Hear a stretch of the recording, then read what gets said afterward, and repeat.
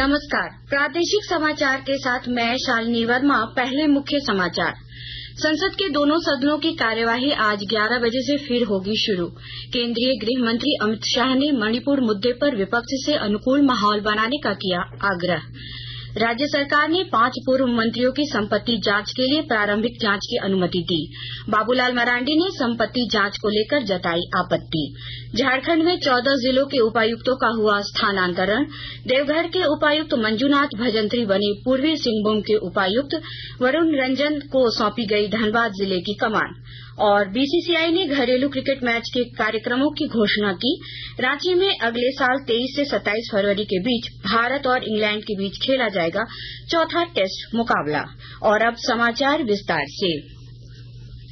केंद्रीय गृह मंत्री अमित शाह ने कल सदन में कहा कि सरकार मणिपुर चर्चा के लिए तैयार है। श्री शाह ने बताया कि इस बारे में दोनों सदनों में विपक्ष के नेताओं को उन्होंने पत्र लिखा है कि सरकार मणिपुर मुद्दे पर लंबी चर्चा के लिए तैयार है। उन्होंने उनसे इस संवेदनशील मामले पर चर्चा के लिए अनुकूल माहौल बनाने का आग्रह किया। इस बीच कल संसद के दोनों सदनों में हंगामे के बीच कई महत्वपूर्ण विधेयक पारित किए गए। राज्यसभा में संविधान अनुसूचित जनजाति आदेश 5वां संशोधन विधेयक 2022 पारित किया गया। वहीं लोकसभा में जैव विविधता संशोधन विधेयक 2022 पारित किया गया। इसके साथ ही लोकसभा ने बहुराज्य सहकारी समिति संशोधन विधेयक 2022 पारित कर दिया। इस विधेयक में बहुराज्य सहकारी समिति अधिनियम 2002 में संशोधन का प्रावधान है। विधेयक का उद्देश्य बहुराज्य सहकारी समितियों के कामकाज को बेहतर, अधिक पारदर्शी और जवाबदेह बनाना तथा चुनाव प्रक्रिया में सुधार लाना है। विधेयक पर चर्चा का जवाब देते हुए सहकारिता मंत्री अमित शाह ने कहा कि पिछले 75 वर्षों में सहकारिता क्षेत्र को उचित महत्व नहीं मिला। उन्होंने कहा कि आने वाले 25 वर्षों में सहकारिता आंदोलन नई ऊंचाइयों को छुएगा और देश के विकास में बड़ा योगदान देगा। राज्य सरकार ने पूर्व रघुवर सरकार के 5 मंत्रियों की संपत्ति जांच के खिलाफ प्रारंभिक जांच पीई दर्ज करने की अनुमति दी है।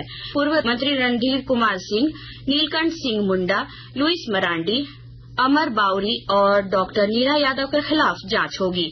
इन मंत्रियों के खिलाफ लगाए गए आरोप सत्य पाए गए हैं। इधर भाजपा के प्रदेश अध्यक्ष बाबूलाल मरांडी ने राज्य मंत्रिमंडल की बैठक में पूर्व सरकार के 5 पूर्व मंत्रियों की संपत्ति की जांच एसीबी से कराने के निर्णय पर कड़ी प्रतिक्रिया दी है। उन्होंने कहा कि भाजपा जांच करने और कराने से पीछे नहीं हटती।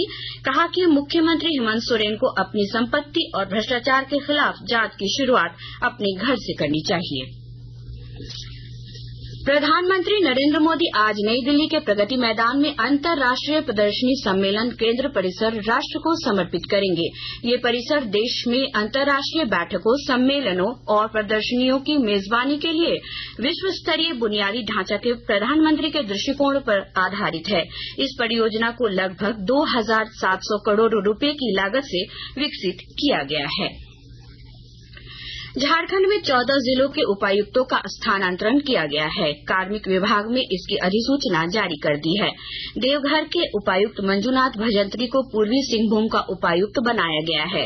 पलामू के उपायुक्त ए डोडे को दुमका का और दुमका के उपायुक्त रविशंकर को सरायकेला खरसावां का डीसी बनाया गया है। विशाल सागर को देवघर का उपायुक्त और आदिवासी कल्याण आयुक्त लोकेश मिश्रा को खूंटी डीसी बनाया गया है। वहीं उप विकास आयुक्त गिरिडीह शशिभूषण मेहरा को जामताड़ा का, मृत्युंजय कुमार वर्णवाल को पाकुड़, अजय कुमार सिंह को सिमडेगा, खूंटी उपायुक्त शशि रंजन को पलामू का उपायुक्त, पाकुड़ उपायुक्त वरुण रंजन को धनबाद डीसी, उत्पाद आयुक्त कर्ण सत्यार्थी को गुमला जिले की कमान सौंपी गई है।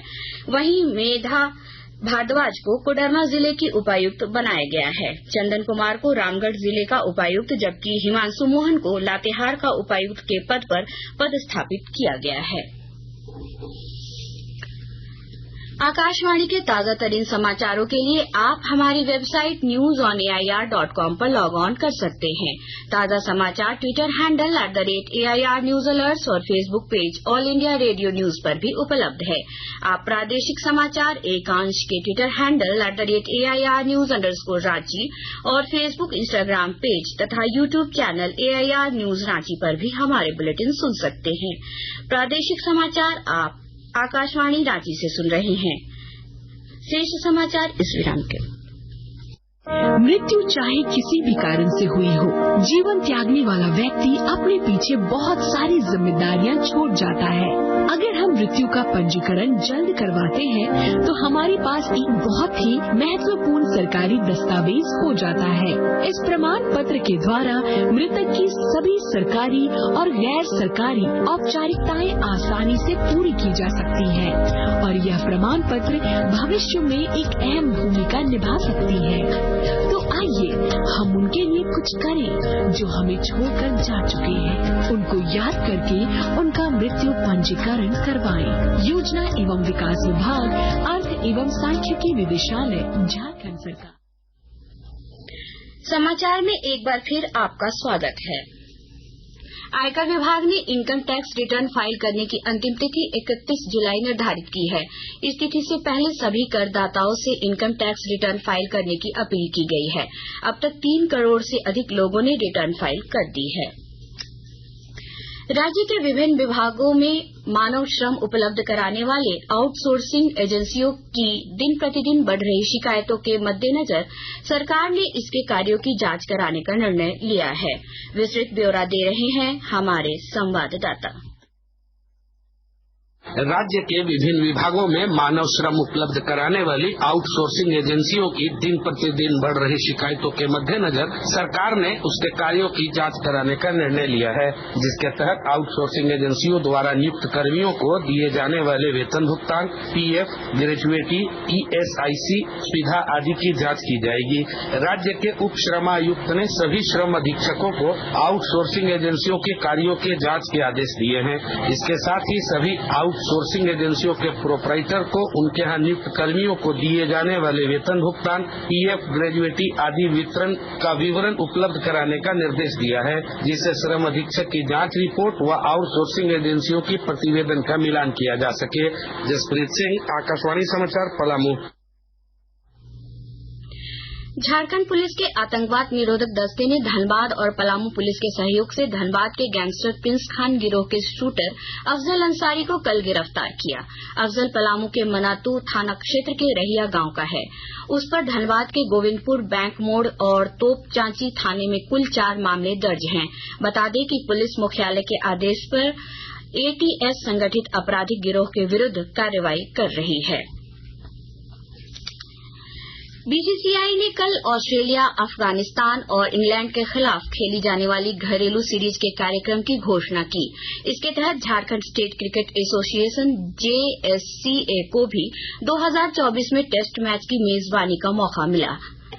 भारत और इंग्लैंड के खिलाफ चौथा टेस्ट मैच 23 से 27 फरवरी तक रांची में खेला जाएगा।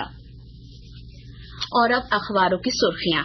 झारखंड से प्रकाशित होने वाले लगभग सभी अखबारों ने राज्य की पूर्व की रघुवर सरकार के 5 पूर्व मंत्रियों की संपत्ति के खिलाफ प्राथमिक जांच की राज्य मंत्रिमंडल से मंजूरी मिलने की खबर को प्राथमिकता से प्रकाशित किया है।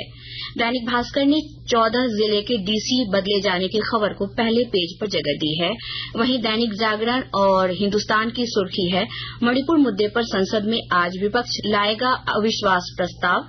प्रभात खबर ने रांची में 23 से 27 फरवरी तक भारत इंग्लैंड के बीच टेस्ट मैच की खबर को प्रमुखता से प्रकाशित किया है। वहीं अंग्रेजी अखबार हिन्दुस्तान टाइम्स ने सदन में सरकार के खिलाफ अविश्वास प्रस्ताव लाने की खबर को पहले पेज पर प्रकाशित किया है। अंत में मुख्य समाचार एक बार फिर। संसद के दोनों सदनों की कार्यवाही आज 11 बजे से फिर होगी शुरू। केंद्रीय गृह मंत्री अमित शाह ने मणिपुर मुद्दे पर विपक्ष से अनुकूल माहौल बनाने का किया आग्रह। राज्य सरकार ने 5 पूर्व मंत्रियों की संपत्ति जांच के लिए प्रारंभिक जांच की अनुमति दी। बाबूलाल मरांडी ने संपत्ति जांच को लेकर जताई आपत्ति। झारखंड में 14 जिलों के उपायुक्तों का हुआ स्थानांतरण। देवघर के उपायुक्त मंजुनाथ भजंत्री बने पूर्वी सिंहभूम के उपायुक्त। वरुण रंजन को सौंपी गई धनबाद जिले की कमान। और बीसीसीआई ने घरेलू क्रिकेट मैचों के कार्यक्रमों की घोषणा की। रांची में अगले साल 23 से 27 फरवरी के बीच भारत और इंग्लैंड के बीच खेला जाएगा चौथा टेस्ट मुकाबला। इसके साथ ही आकाशवाणी रांची से प्रादेशिक समाचार का यह बुलेटिन समाप्त हुआ। नमस्कार।